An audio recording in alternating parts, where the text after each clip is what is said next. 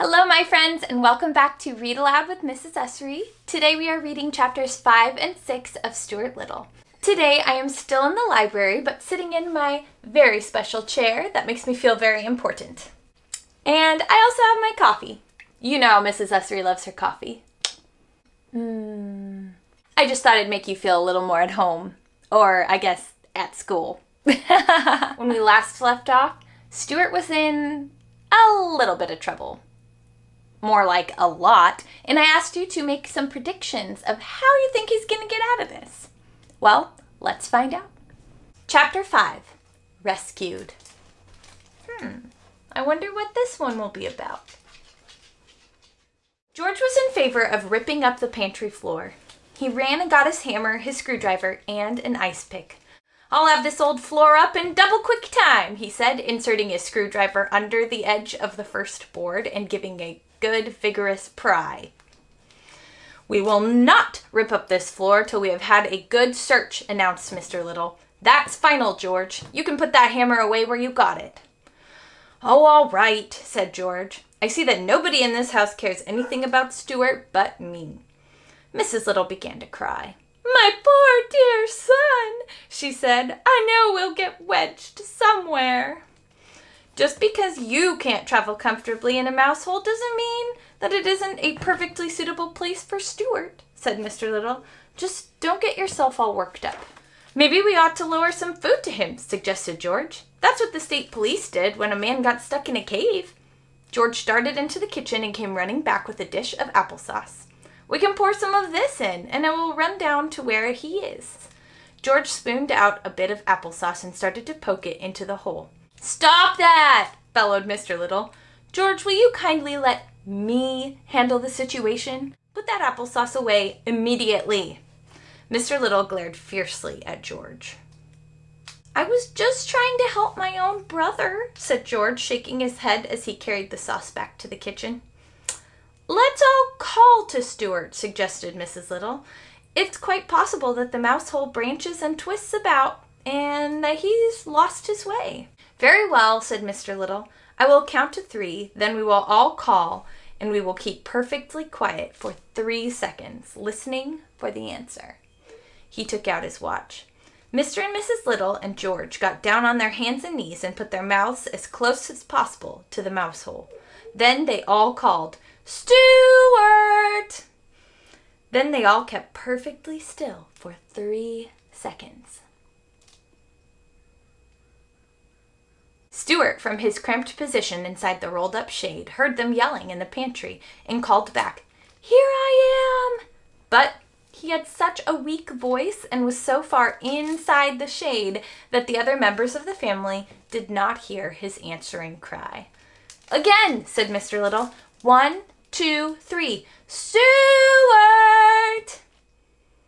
But it was no use. No answer was heard. Mrs. Little went up to her bedroom, lay down, and sobbed. Mr. Little went to the telephone and called up the Bureau of Missing Persons. But when the man asked for a description of Stuart, or what he looked like, and was told that he was only 2 inches high, he hung up. George, in the meantime, went down to the cellar and hunted around to see if he could find the other entrance to the mouse hole. He moved a great many trunks, suitcases, flower pots, baskets, boxes, and broken chairs from one end of the cellar to the other in order to get to the section of a wall which he thought was likeliest, but found no hole. He did, however, come across an old discarded rowing machine of Mr. Little's, and, becoming interested in this, carried it upstairs with some difficulty and spent the rest of the morning rowing. When lunchtime came, everybody had forgotten about breakfast. All 3 sat down to a lamb stew, which Mrs. Little had prepared, but it was a sad meal, each one trying not to stare at the small empty chair which Stuart always sat in, right next to Mrs. Little's glass of water. No one could eat, so great was the sorrow. George ate a little bit of dessert, but nothing else. When lunch was over, Mrs. Little broke out crying again, and she thought Stuart must be dead. "Nonsense! Nonsense!" growled Mr. Little. If he is dead, said George, we ought to pull down the shades all through the house. And he raced to the windows and began pulling down the shades. George! Shouted Mr. Little in an exasperated tone. That means frustrated. If you don't stop acting in an idiotic fashion, I will have to punish you. We are having enough trouble today without having to deal with your foolishness. But George had already run into the living room and had begun to darken it to show his respect for the dead. Apparently that's what people do. He pulled a cord and out dropped Stuart onto the windowsill. Well, for the love of Pete, said George. Look who's here, Mom. It's about time somebody pulled down that shade, remarked Stuart. That's all I can say. He was quite weak and hungry. Mrs. Little was so overjoyed to see him that she kept right on crying. Of course, everybody wanted to know how it had happened. It was simply an accident that might happen to anybody, said Stuart. As for my hat and cane being found at the entrance of the mouse hole, you can draw your own conclusions. What he means by that is, I think you can figure out how my things got there. Uh-oh. Snowbell might be in trouble. Look who decided to join us for story time. It's Mr. Oliver. He's pretty cute, right?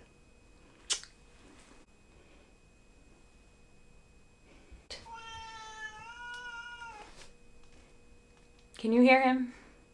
Okay, chapter 6. A Fair Breeze. I wonder what that means. One morning when the wind was from the west, Stuart put on his sailor suit and his sailor hat, took his spyglass down from the shelf, and set out for a walk. Full of the joy of life and the fear of dogs, he walked along Fifth Avenue, keeping a sharp lookout. Whenever he spied a dog through his spyglass, Stuart would hurry to the nearest doorman, climb his trouser leg, and hide in the tails of his uniform. And once, when no doorman was handy, he had to crawl into yesterday's paper and roll himself up in the second section until the danger was past. At the corner of Fifth Avenue, there were several people waiting for the uptown bus, and Stuart joined them. Nobody noticed him because he wasn't tall enough to be noticed. I'm not tall enough to be noticed, thought Stuart, yet I'm tall enough to want to go to 72nd Street. When the bus came into view, all the men waved their canes and briefcases at the driver, and Stuart waved his spyglass. Then, knowing that the step of the bus would be too high for him, Stuart seized hold of the cuff of the gentleman's pants and was swung aboard without any trouble or inconvenience whatsoever. Stuart never paid to go on buses because he wasn't big enough to carry an ordinary dime. A dime is worth how much again?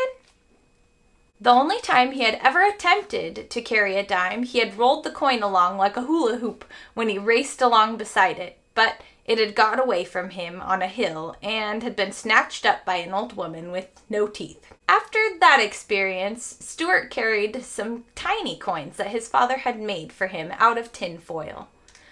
They were handsome little things, although rather hard to see without putting on your glasses. When the conductor came around to collect the fares, Stuart fished in his purse and pulled out a coin no bigger than the eye of a grasshopper. "What's that you're offering me?" asked the conductor. "It's one of my dimes," said Stuart. "Is it now?" said the conductor. "Well, I'd have a fine time explaining that to the bus company. Why, you're no bigger than a dime yourself." "Yes, I am," replied Stuart angrily. "I'm more than twice as big as a dime. A dime only comes up to here on me." And Stuart pointed to his hip. "Furthermore," he added, "I didn't come on this bus to be insulted." "I beg your pardon," said the conductor. "You'll have to forgive me, for I had no idea that in all the world there was such a small sailor." "Live and learn," muttered Stuart, putting his change purse back in his pocket. When the bus stopped at 72nd Street, Stuart jumped out and hurried across to the sailboat pond in Central Park.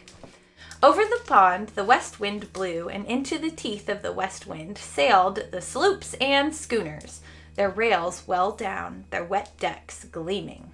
He's talking about sailboats. The owners, boys and grown men, raced around the cement shores, hoping to arrive at the other side in time to keep the boats from bumping.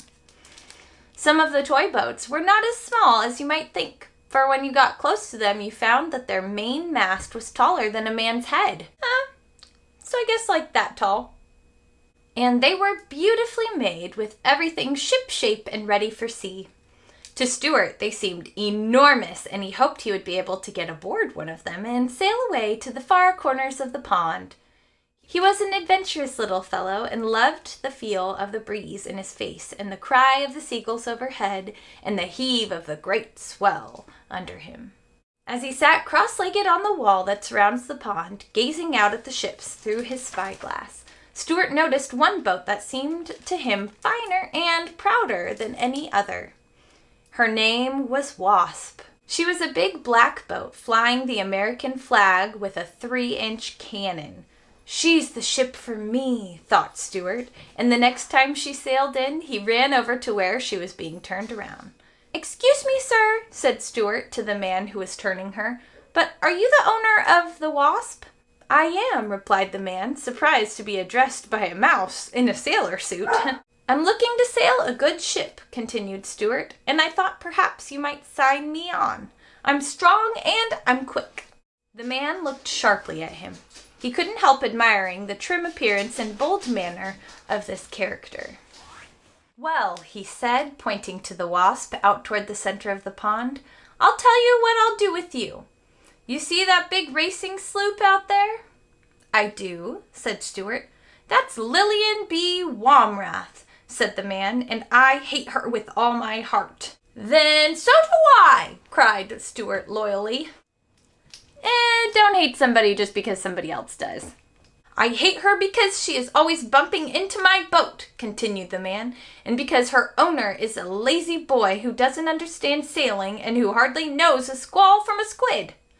"Or a jib from a jibe," cried Stuart. "Or a luff from a leech," bellowed the man. "Or a deck from a dock," screamed Stuart.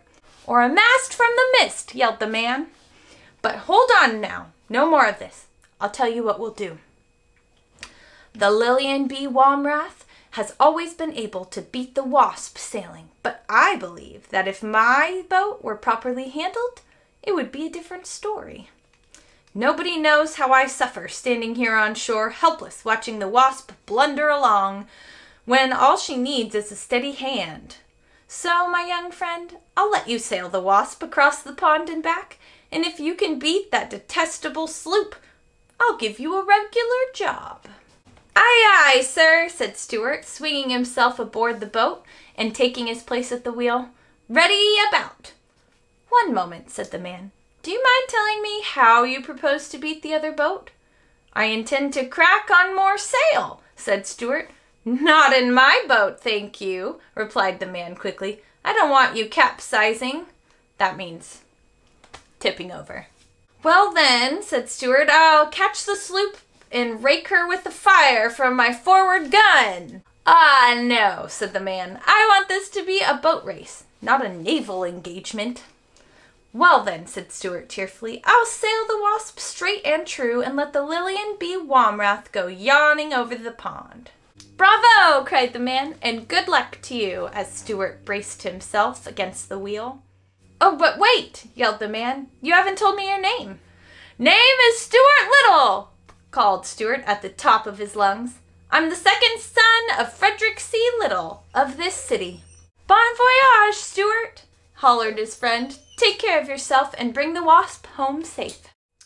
"That I will," shouted Stuart, and he was so proud and happy he let go of the wheel for a second and did a little dance on the deck, never noticing how narrowly he escaped hitting a steamer that was drifting in his path, for her engines disabled and her decks awash. Whew! That was a lot of new language and sailor talk. I hope you got that all right. So your assignment for today is to design your own dream sailboat. If you were to have either a toy one that you could race at the pond or a real life one, design what it would look like and then tell me all about it. Anyway, I hope you're enjoying this book. It's just a little weird and quirky and fun, and it's just fun to hang out with you guys. So I'll see you tomorrow. Bye!